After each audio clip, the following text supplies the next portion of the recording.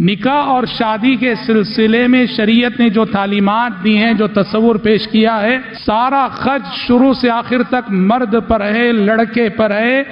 شریعت نے لڑکی پر، لڑکی کے باپ پر ایک پیسے کا خرچ بھی نہیں ڈالا، ایک پیسے کا، ایک روپیے کا۔ شادیاں اگر شریعت کے مطابق ہوں، خرچ کا سارا ذمہ دار لڑکا ہے اور صرف لڑکا ہے، لڑکی پر ایک پیسے کی کوئی ذمہ داری نہیں ہے، نہ لڑکی پر، نہ لڑکی کے باپ پر، نہ لڑکی کے بھائی پر۔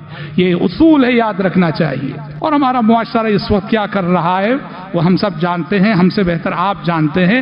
انشاءاللہ تعالی آئندہ خطبے میں اس پہ گفتگو کریں گے۔ تو جو بھی خرچ کی ذمہ داری ہے وہ لڑکے پر ہے، اور اس میں سے سب سے جو بنیادی خرچ ہے وہ یہ ہے کہ جب نکاح کر رہے ہو، شادی کر رہے ہو، تو عورت کو اس کا جو بنیادی حق ہے مہر کی صورت میں، وہ حق مہر اسے دے دو۔